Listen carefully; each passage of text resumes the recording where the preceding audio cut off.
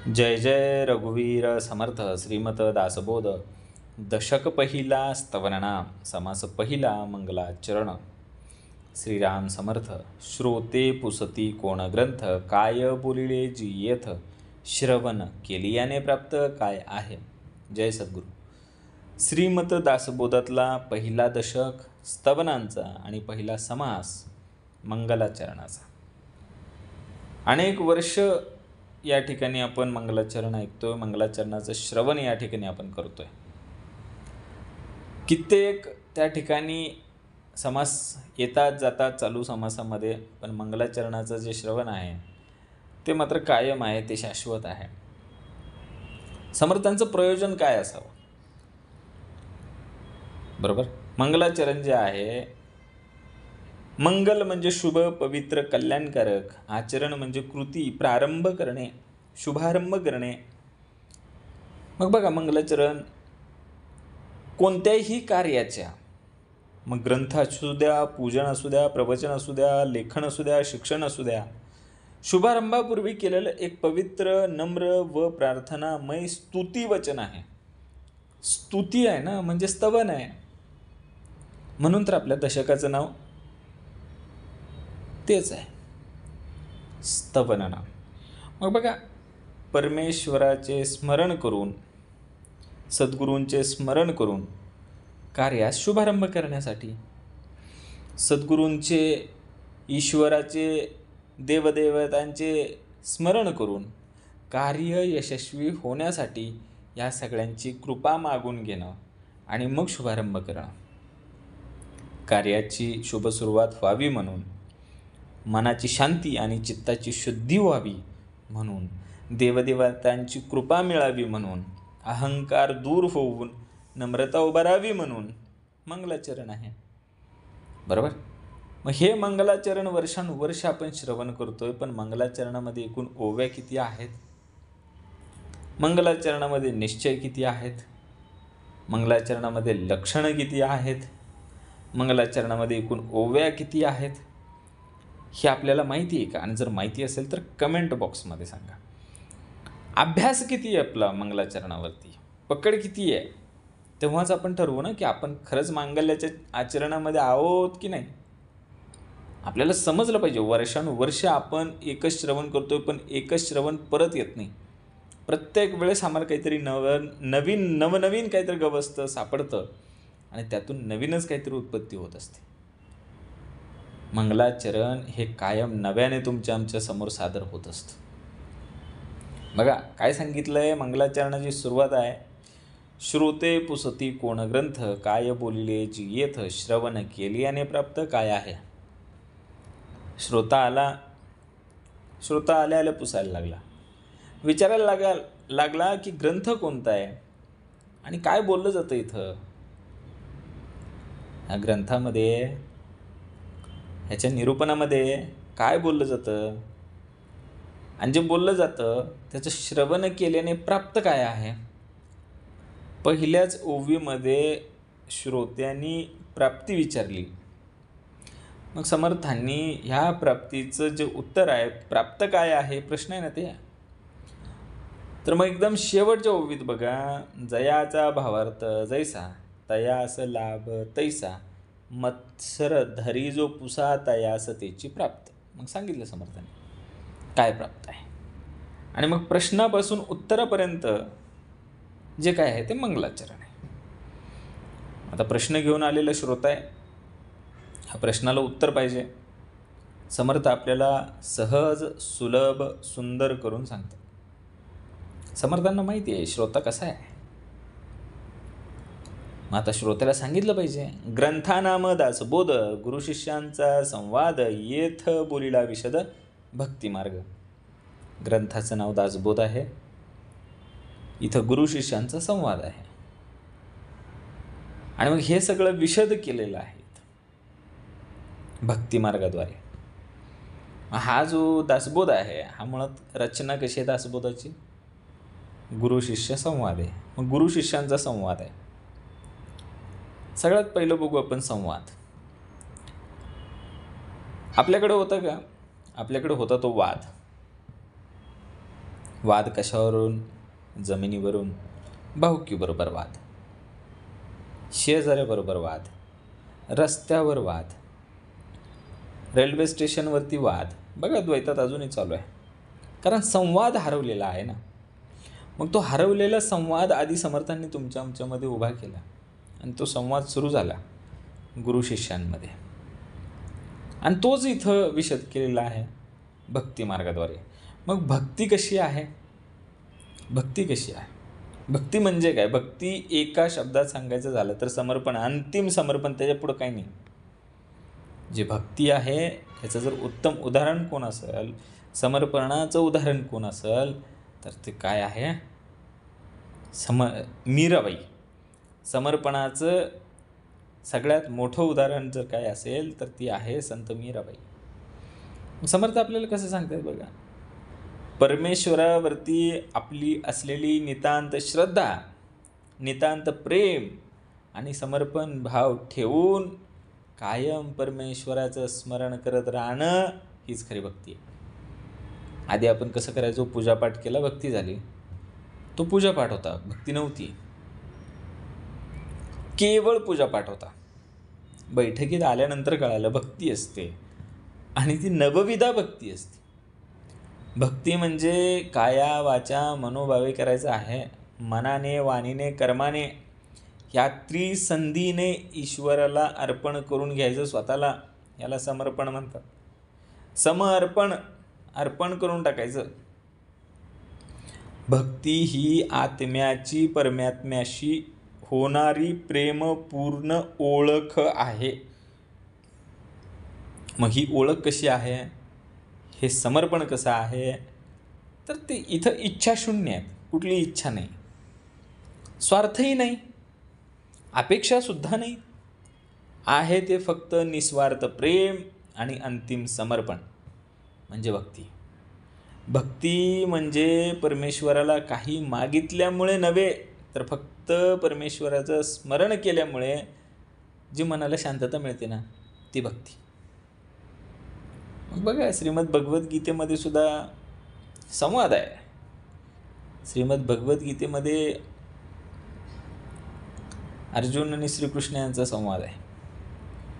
पूर्ण एक अध्याय आहे. गीतेतला 12वा अध्याय जो आहे तो भक्तियोग आहे. म्हणजे भगवंत श्रीकृष्ण जे आहे ते अर्जुनाला पूर्ण एक अध्याय भक्तीवरती सांगतात. याच्यावरून विचार करा की भक्तीचं महात्म्य काय आहे. मग भक्तीची लक्षणं काय आहेत बघा बरं. निस्वार्थता, देवाकडे काही मागायचं नाही, फक्त समर्पित राहायचं. सातत्य भक्तीचं लक्षण आहे. नित्य नामस्मरण, प्रपंचातही नामस्मरण, साधनेच्या वेळी नामस्मरण, नित्य सातत्य पाहिजे त्यामध्ये, सतत भगवंताचं नामस्मरण. समर्पण, जे काही आहे ते तुझंच आहे असं मानत राहणं समर्पण. अंतिम समर्पण, त्याच्या पलीकडे काही नसतं. श्रद्धा आणि धैर्य हे भक्तीचं लक्षण आहे बघा. संकटातही ईश्वरावरती नितांत विश्वास ठेवणं हे धैर्य आहे. आणि श्रद्धा आहे की ह्या संकटात सुद्धा ईश्वर माझ्या पाठीशी आहे, माझ्यासोबत आहे, माझ्या अंतरी आहे. माझ्या भक्तीतून काय होणार आहे? नम्रता आणि सहिष्णुता, अहंकार न करता सर्वांना आपलं मानणं, नम्र बनून राहणं आणि सहन करत राहणं, सहिष्णुता. बरोबर, ही आहे भक्ती. भक्ती म्हणजे मनात परमेश्वराला ठेवणं आणि संसारात त्याचं कार्य करणं. भक्ती म्हणजे स्वार्थाचा अंत आणि प्रेमाच्या सुरुवातीचं द्वार. जिथं स्वार्थ संपतो आणि प्रेम सुरू होतं, जिथं स्वार्थ संपतो आणि काय सुरू होतं? समर्पण सुरू होतं, तिथं भक्ती आहे बघा. बरोबर, हाच मार्ग आम्हाला सांगितला गेलेला आहे. समर्थांनी काय केलं? आम्हाला संवादातून भक्ती मार्गाकडे आणलं.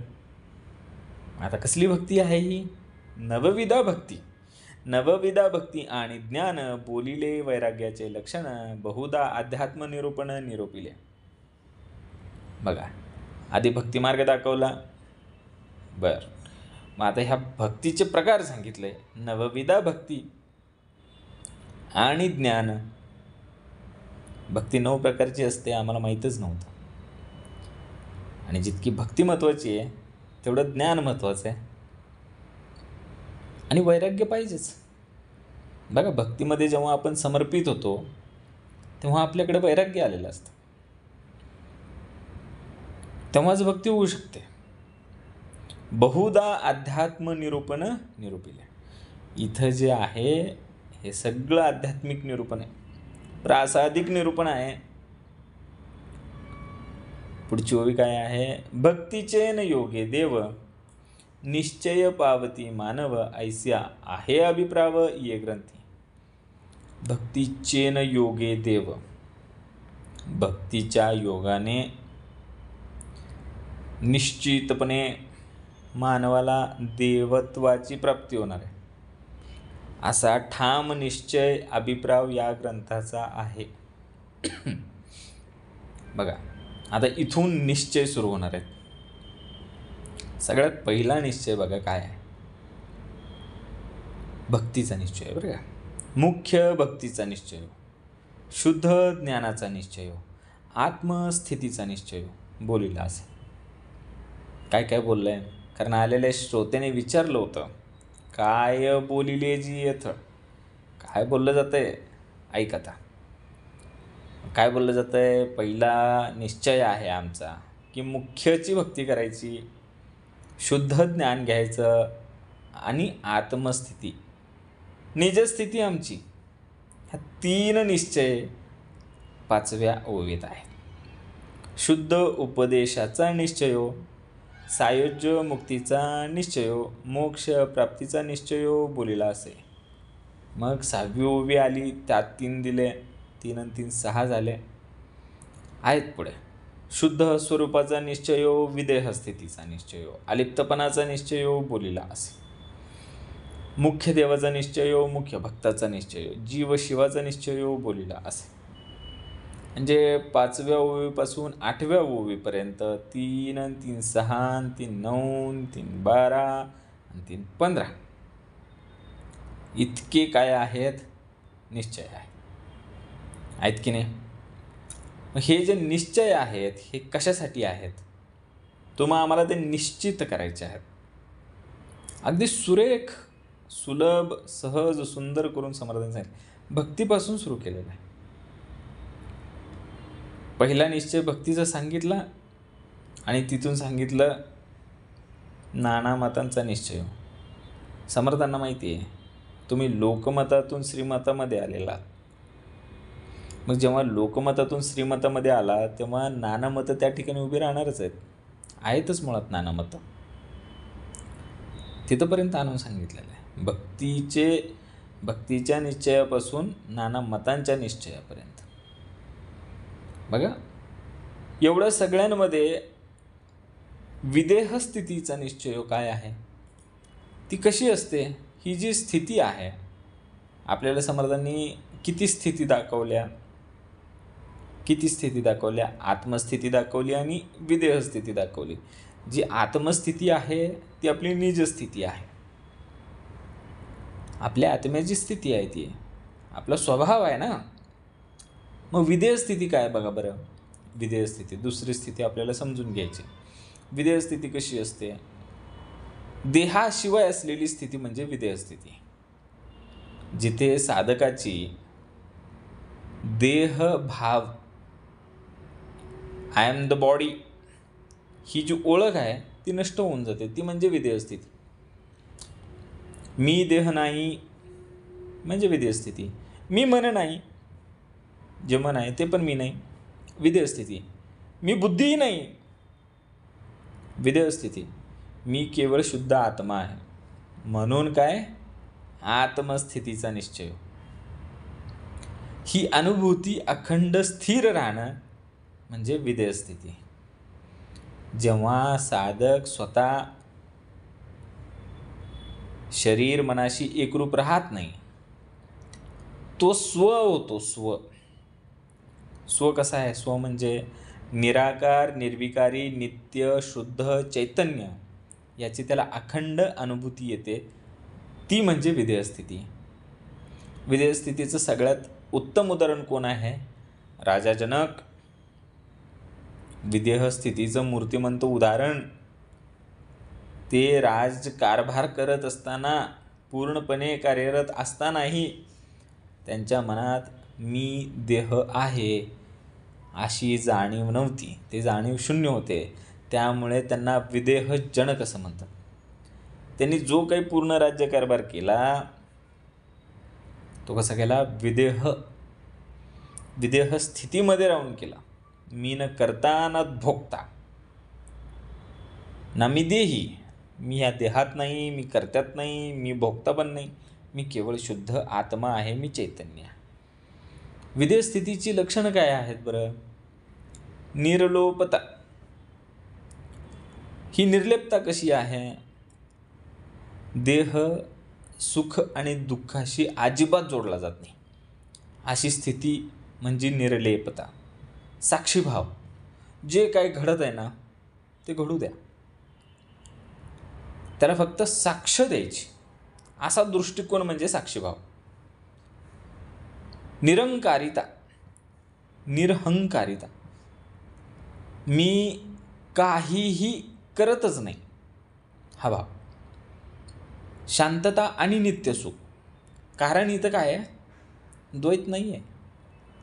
द्वैत म्हणजे द्वंद्व आलं ना. द्वैत आलं की द्वंद्व आलं, दोन आली की भांडण आलं, मग वाद आला. आता इथं काय आहे? एक आहे, म्हणजे इथं अद्वैत आहे. म्हणून विधेय स्थिती असली ना की समत्व बुद्धी येते. मग कोणी प्रशंसा करा, कोणी निंदा करा, यश येवो अपयश येवो, लाभ हो हानी हो, आमची बुद्धी समान वागणार. समत्व बुद्धी म्हणजे काय आहे? ही विधेय स्थितीची लक्षण आहे. बरोबर? विधेय स्थिती का आवश्यक आहे सांगा बरं? संपूर्ण मुक्ती, कैवल्य, मोक्ष ही देहभावाच्या अंतरानंतरच मिळणार आहे. जोपर्यंत मी देह आहे, हा अहंभाव आहे, हा अहंकार आहे, मी करता आहे, मग हा अहंकार आहे, भ्रम आहे. तू करता नाही आहे. मी देह आहे, ही जी अहंकाराची भावना जोपर्यंत अंतरी आहे तोपर्यंत द्वंद्व आहे, द्वैत आहे. मग द्वंद्व आलं, द्वैत आलं की बंधनं आली, मग बांधला गेला. मुक्ती कुठे आहे? द्वैतात अडकला की बांधला जातो, अद्वैतात गेला की मोकळा होतो. मग विधेय स्थितीकडे कसं जायचं? नित्य आत्मचिंतन पाहिजे. मी कोण ह्या प्रश्नाचा शोध घेता आला पाहिजे. साक्षीभाव ठेवणे, सर्व गोष्टींना साक्षीभावाने पाहणे, हे आपण लक्षणात बघितलं. विधेय स्थितीचं एक लक्षण आहे नामस्मरण आणि ध्यान.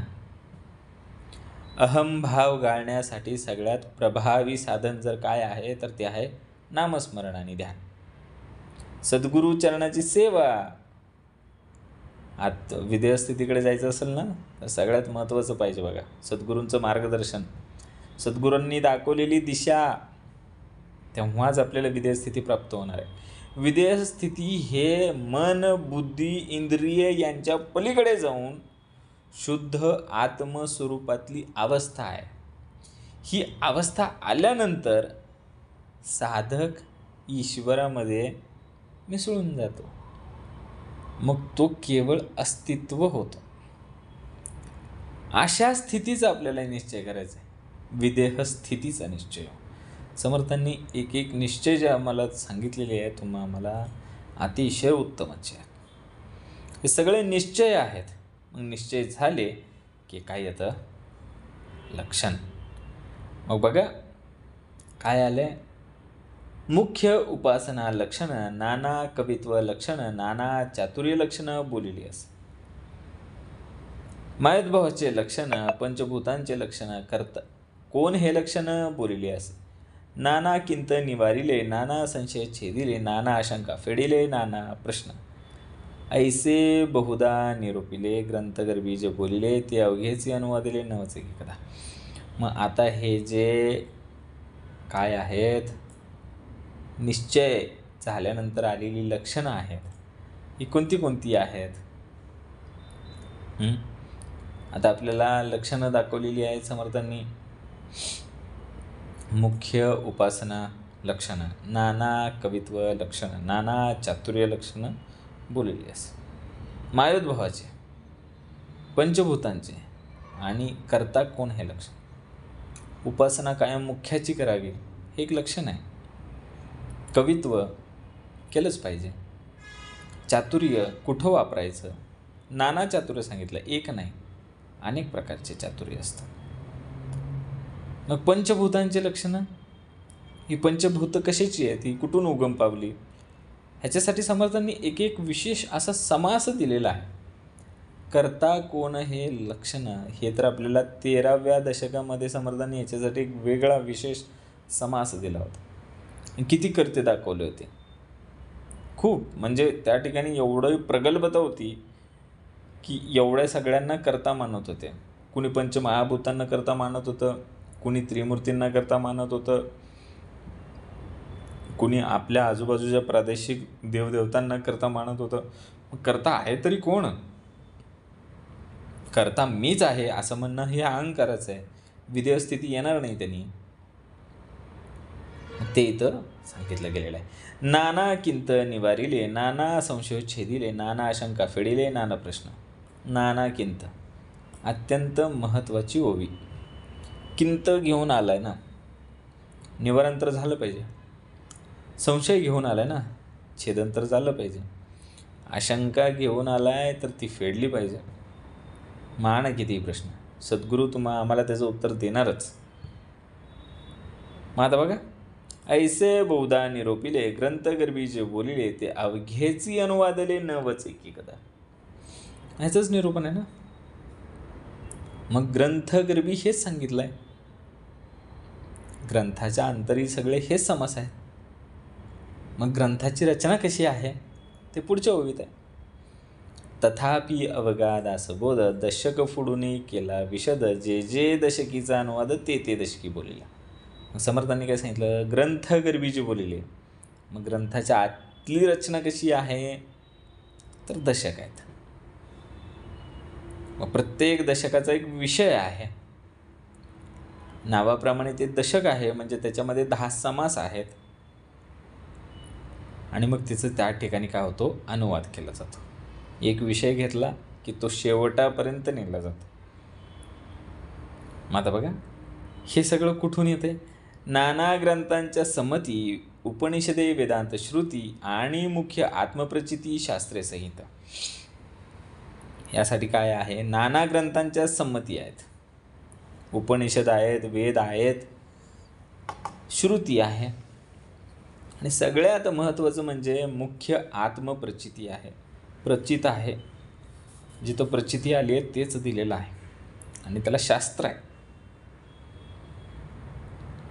मग नाना संमती अन्वये म्हणून मिथ्या म्हणता न ये, तथापि ये अनुभवासी ये प्रत्यक्ष. आता मग एवढ्या सगळ्यांच्या संमती असताना त्याला मिथ्या म्हणू नये आणि त्याचा अनुभव येईल. आता प्रत्यक्षात ते दिसेल. आता बघा, काही असतात, मत्सरे यासी मिथ्या म्हणती, तरी अवघेची ग्रंथ उच्छेदती, नाना ग्रंथांच्या संमती भगवत वाक्य. मत्सरे, ज्याच्याकडे मत्सर आहे त्याला मिथ्या म्हणणार, खोटंच म्हणणार, थोतांड म्हणणार. तरी अवघेची ग्रंथ उच्छेदती, नाना ग्रंथांच्या संमती भगवत वाक्य. अरे भगवत वाक्य आहे तिथं, मिथ्या कसं असेल ते? मग भगवत वाक्य कुठे कुठे आहेत? शिवगीता, रामगीता, गुरुगीता, गर्भगीता, उत्तर गीता, अवधूत गीता, वेद आणि वेदांत, हे सगळे भगवत वाक्य. अजून आहेत भगवद्गीता, ब्रह्मगीता, हंसगीता, पांडवगीता, गणेशगीता, यमगीता, उपनिषदे, भागवत, हे सुद्धा भगवत वचन आहेत. इत्यादी नाना ग्रंथ समतीस बोलले यथ भगवत वाक्य यथार्थ निश्चयस. हे सगळी भगवत वाक्य आहेत. एवढ्या गीता आहेत आणि हे निश्चितपणे कसं आहे, संमती आहे त्यांची. इत्यादी नाना ग्रंथ संमतीस बोलले यथ भगवत वाक्य यथार्थ निश्चयस. ह्या सगळ्या ग्रंथांनी काय केली आहे, संमती दिलेली आहे आणि त्यातले हे भगवत वाक्य यथार्थ आहेत अर्थ आहे त्या भगवत वाक्यांना निश्चितपणे. आता बघा ही भगवत वाक्य आहेत, भगवत वचन आहेत. समर्थ पुढं काय सांगतात, भगवत वचनी अविश्वासे ऐसा कोण पतित असे, भगवत वाक्याविरहित नसे बोलणे येथीचे. बरोबर आहे. भगवत वचनी अविश्वास ठेवणारा आहे तो पतित आहे. आपण एक मत्सरी बघितला, एक पतित बघितला. पतित म्हणजे कसा आहे तो, भगवत वाक्याच्या भगवत वचनाच्या वरती अविश्वास ठेवणारा आहे तो पापी आहे. मग इथं तर तसं बघायला गेलं तर भगवत वाक्याविरहित काहीच बोललं जात नाही, तरी तो काय करतोय, अविश्वास ठेवतोय, म्हणजे तो पतित आहे. बघा, पूर्ण ग्रंथ पाहिल्या विन उगाच ठेवी जो दूषण, तो दुरात्मा दुराभिमान मत्सरे करी. मत्सरी जो होता ना वरती सांगितलेला, तो मत्सर का करायला लागला माहिती का, त्यांनी पूर्ण ग्रंथ पाहिलेलाच नाही आणि तो दूषण ठेवायला लागलाय, त्यामुळं तो दुरात्मा दुराभिमानी झालेला आहे आणि तो मत्सर करायला लागला. आता बघा या मत्सराची खरपूस समाचार समर्थांनी घेतलेला आहे. अभिमाने उठे मत्सर, मत्सरे ये तिरस्कार, पुढे क्रोधाचा विकार प्रबळे बळे. अभिमान उठला, मत्सर आला, मत्सर आला, तिरस्कार आला आणि मग तिरस्कारातून काय झालं, पुढे क्रोध आला आणि क्रोधाचा हा विकार जो आहे हा बळावत गेला. बरोबर. मग बघा, ऐसा अंतरी नासला, काम क्रोधे खवळला, अहम भावे पालटला प्रत्यक्ष दिसे. ऐसा अंतरी नासला, एवढा आतमध्ये नासलेला आहे की कामाने आणि क्रोधाने खवळून गेलेला आहे, अहंकाराने पालटलेला आहे. प्रत्यक्ष दिसतंय. भगवत वचनावरती अविश्वास, त्याला मिथ्या म्हणतोय. असा जो मत्सरी आहे तो आतून नासलेला आहे, तो पतित आहे.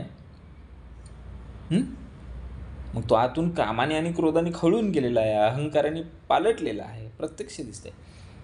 आता तो ज्यांनी त्याला खवळलं होतं त्यांनी आता त्याला लाथाडलंय. बघा कसं, काम क्रोधे लिथाडीला, तो कैसा म्हणावा भला, अमृत सेविताच पावला मृत्युरा. आधी खवळून सोडलं त्या कामाक्रोधाने, नंतर कामाक्रोधाने त्याला लिथाडीला, अगदी लाथा घातल्या. तो भला माणूस राहिलाच नाही. आता तो काय झाला, किती अमृत प्राशन करा, आता काय आहे, मृत्यू आहे. आता असो हे बोलणे, अधिकारासारखे घेणे, परंतु अभिमान त्यागणे हे उत्तम उत्तम. आता अभिमानाचा त्याग करायला सांगितलं समर्थांनी. का? अभिमाने उठे मत्सर. काय आहे अभिमान, काय आहे तर मत्सराचा कॅप्टन आहे. मग मत्सरेय तिरस्कार. बरोबर. अभिमाने उठे मत्सर, मत्सरेय तिरस्कार, पुढे क्रोधाचा विकार प्रबळे बळे. म्हणजे हे जे सगळं घडतंय हे अभिमानामुळं घडतंय. म्हणून समर्थांनी सांगितलं की अभिमान त्यागणे हे उत्तम उत्तम. एकदा नाही, दोनदा उत्तम बरं का. अभिमानाचा त्याग केला ना, कॅप्टनच काढून टाकायचा, सगळे आऊट होते ती. अभिमान काढला की मत्सर जातोय, मत्सर गेला की तिरस्कार जातोय, तिरस्कार गेला की क्रोध जातोय, क्रोध गेला की त्या ठिकाणी तो नाचणार नाही, कामक्रोधाने खवळणार नाही, अहंकाराने पालटणार नाही, मग कामक्रोधे त्याला लाता मारणार नाही आणि तो भला माणूस राहील. मग तर काय. बरोबर. म्हणून समर्थांनी काय सांगितलं, हे बोलणं आहे तर ठीक आहे, आता हे अधिकारासारखं घ्या, अधिकारवाणीनं घ्या, पण अभिमान त्यागा. हे अभिमान आल्यानंतर काय होतं हे वरती तुम्ही श्रवण केलेलं आहे. म्हणून अभिमान त्यागणे हे उत्तम उत्तम. बघा आता समर्थ परत मागोवा घेतात. मागा श्रोते आक्षेपिले, जे ग्रंथी काय बोलिले, ते सकळही निरूपिले संकळित मार्गे. मग इतका उशीर समर्थांनी काय सांगितलं, काय बोलिले. आलेल्या श्रोता काय म्हणला, श्रोत्याने काय विचारलं, काय बोलिले जी येतं. मग समर्थांनी इथं उत्तर दिलं, मागा श्रोते आक्षेपिले, जे ग्रंथी काय बोलिले, ते सकळी निरूपिले संकळित मार्गे. ते सगळं निरूपण करून दिलं, संकलन करून दिलं तुम्हाला की इथं बोललं काय जातं याचं. आता पुढं आता श्रवण केल्याने प्राप्त काय आहे ना, आता घ्या.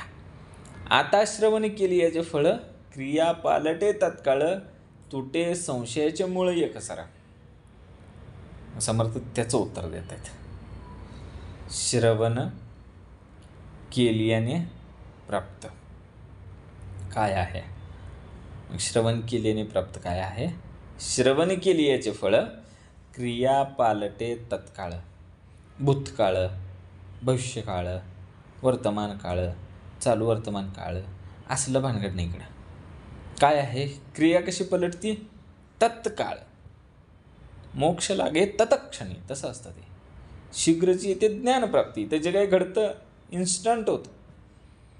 क्रिया तत्काळ पलटणार. तुटे संशयाचे मूळ एकसरा. श्रवण केल्याचे फळ आहे ती. श्रवण केल्याने क्रिया तत्काळ पालटणार आहेत. मागाचा तो कार्यकर्ता होता, तो कसा होता? अहम भावे पालटला होता. आता इथं काय? क्रिया पालटणार आहे.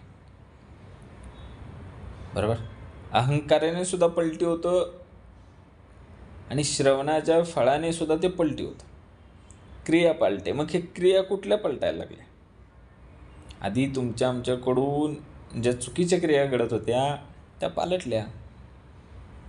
आधी जो ताठरपणा होता, ताठा होता, गर्व होता, आता तिथं नम्रता आली, क्रिया पालटली ना. पण हे सगळं श्रवणाचं फळ आहे. तुटे संशयाचे मूळ एकसरा. मग येताना काय काय घेऊन आला होता? नाना किंत,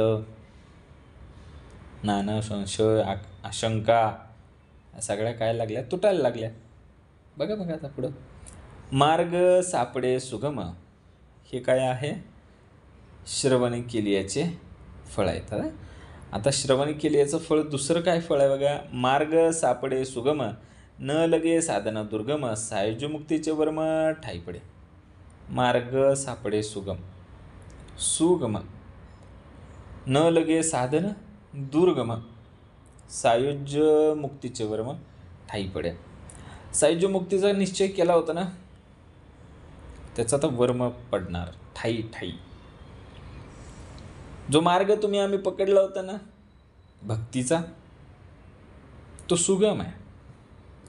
काही टेन्शन नाही. आता आपल्याला समर्थांनी काय सांगितलं होतं? येथ बोलिला विशद भक्ती मार्ग. आणि इथं काय सांगितलं? मार्ग सापडे सुगम. हा जो भक्ती मार्ग आम्हाला सापडलेला आहे ना, तो सुगम आहे. न लगे साधन दुर्गम, सायुज्य मुक्तीचे वर्म ठाई पडे.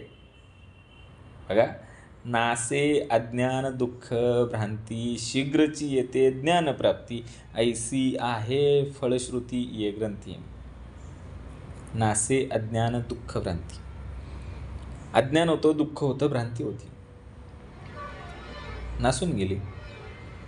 शीघ्र ज्ञानाची प्राप्ती झाली. आता जर ज्ञानाची प्राप्ती झाली तर अज्ञान गेलं पाहिजे. मग ते गेलं. अज्ञान गेलं की दुःखही गेलं, भ्रम आणि भ्रांतीही गेली. पण हे श्रवण केल्यामुळं घडलं. श्रवण केल्यामुळं क्रिया पालटली, संशय तुटले, मार्ग सुगम झाले, साधन नाहीत लागलं, सायुज्य मुक्ती मिळाली, अज्ञान नासलं, दुःख नासलं, भ्रांती नासली आणि शीघ्रपणे ज्ञानाची प्राप्ती झाली. ऐसी आहे फळश्रुती ये ग्रंथी. वा, ही काय आहे? या ग्रंथाची फळश्रुती आहे. बरोबर? आता काय पुढं? योगियांचे परमभाग्य, अंगी बाणे ते वैराग्य, चातुर्य कळे यथायोग्य विवेके सहित. योगियांचे परमभाग्य. आपल्याला योग दाखवला होता भक्तीचा. आता योगी सांगितले.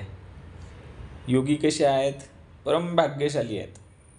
कारण त्यांच्याकडे काय आलं? आता वैराग्य आलं. अंगी बाणे ते वैराग्य, चातुर्य कळे यथा योग्य विवेके सहित. आता चातुर्याला विवेकाची जोड आली. भ्रांत, अवगुणी, अवलक्षण त्याची होती सुलक्षण, धूर्त तर्किक विचक्षण समयो जाणती. जो भ्रांत होती ना, जी नासली होती आपली, है ना, नासे अज्ञान दुःख भ्रांती. तो जो भ्रमात होता आधी, तो अवगुणी होता, अवलक्षण होता, तो कसा झाला आता? सुलक्षण झाला. ही आहे क्रिया पालटे तत्काळ.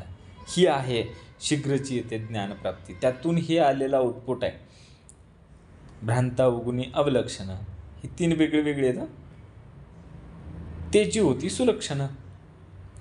धूर्त तर्किक विचक्षण समयो जाणती, हे 3 कार्यकर्ते वेगळे आहेत. भ्रांत अवगुणी अवलक्षण आता सुलक्षण झाले. धूर्त तर्किक विचक्षण आता समय जाणू लागले, वेळ जाणायला लागला त्यांना. त्यांच्याकडे जाणते पण यायला लागलं वेळेचं, कारण ते नेमते होते ना.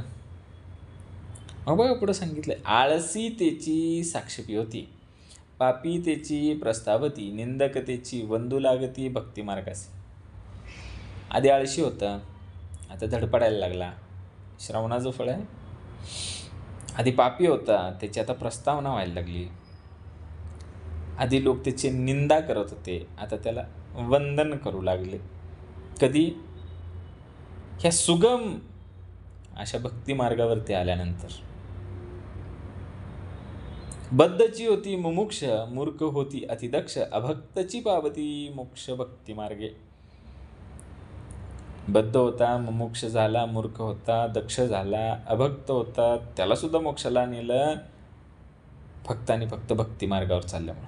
कारण भक्ती मार्ग आहे सुगम, न लगे साधन दुर्गम. बद्ध असला म्हणून काही फरक नाही पडत. मुमुक्ष म्हणजे मोक्षाची इच्छा अंतरी धरणारा, ज्याला मोक्षाला जायचंय. अगदीच बद्ध होता तो, बावळट होता बावळट, त्याला मुमुक्ष केलं समर्थांनी. मूर्ख होता मूर्ख, द्वैतात त्याला सगळे मूर्ख म्हणायचे, तो आता दक्ष झाला, अतिदक्ष झाला. अभक्त होता, त्याला भक्तीच माहीत नव्हती. अभक्त, काही संबंधच नाही आपला भक्तीचा. अभक्तची पावती मोक्ष भक्ती मार्गे. ह्या मार्गाला आल्यानंतर हे सगळं घडतंय. आता बघा काय अजून, नाना दोषते नासती, पतिततेची पावन होती, प्राणी पावे उत्तम गती श्रवण मात्रे. नाना दोष नसून गेले. मगाशी आपल्याला काय काय नसलेलं सांगितलं समर्थांनी. नासे अज्ञान दुःख भ्रांती, शीघ्रची येते ज्ञानप्राप्ती. मग तो एक पतित होता. तो कसा होता तो पतित? जो पतित होता मगाशी आपण बघितलेला, ऐसा कोण पतित असे, भगवत वचनावरती अविश्वास ठेवणारा पतित. तो कसा झाला आता? पावन झाला. पापी होता ना आधी. भगवत वचनावरती विश्वास न ठेवणारा जो पतित म्हणजे पापी होता, तो आता पावन झाला. पतिततेची पावन होती. प्राणी पावे उत्तम गती श्रवण मात्रे. उत्तम गती, ऊर्ध्वगती पकडली आता. आधी अधोगतीच होती हो, आत्ता उत्तम गती सुरू झाली. पण कधी? श्रवणाच्या मात्रेने. ही श्रवणाची मात्रा, हा श्रवणाचा डोस आठवड्याला मिळाल्यानंतर हे घडायला लागलं. नाना धोके देहबुद्धीचे, नाना किंत संदेहाचे, नाना उद्वेग संसाराचे, नासती श्रवणे. नाना धोके देहबुद्धीचे, नाना किंत संदेहाचे, नाना उद्वेग संसाराचे, नासती श्रवणे. श्रवणाने बरंच काय नासवून टाकलं. काय काय नासवलं? नाना दोषते नासती, नासे अज्ञान दुःख भ्रांती. एवढं सगळं नासवल्याच्या नंतर काहीच राहणार नाही ना आता. दुःख गेली, भ्रांती गेलं, अज्ञान गेलं, दोष गेले, श्रवणाने गेले बरं का. नासती श्रवणे. मग देहाचे बुद्धीचे धोके गेले, संदेहाचे किंत गेले, संसाराचे उद्वेग सुद्धा गेले. ऐसी याची फळश्रुती, श्रवणे चुके अधोगती, मनास होय विश्रांती समाधान. मग ही फळश्रुती आहे. श्रवणे चुके अधोगती. श्रवण चुकलं की अधोगती निश्चित आहे, आणि श्रवणाला आलं की प्रगती निश्चित आहे. मनास होय विश्रांती समाधान. हे श्रवणा माध्यमातून आहे. श्रवण मात्रेमुळे आहे. काय? मनाला विश्रांती आणि समाधान, आणि ते ही निरंतर. मग समर्थ काय सांगतायत की आधी विचारलं होतं काय प्राप्त आहे, उत्तर आहे का?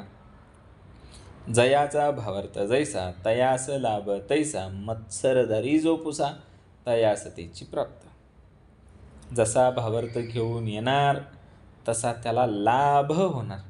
समर्थ इथं फायदा म्हटले नाही, लाभ म्हटले. तयास लाभ तैसा. मग जो मत्सराने आलेला आहे, जो पतित होऊन आलेला आहे, जर तो तसा जरी आलेला असला तरी त्याला तेच प्राप्त होईल. मत्सर धरी जो पुसा तयास तेची प्राप्त. इति श्रीदासबोधे गुरुशिष्य संवादे मंगलाचरणनाम समास पहिला. जय जय रघुवीर समर्थ. ओम श्री गुरु दत्तात्रय श्रीपाद श्री वल्लभाय नमः.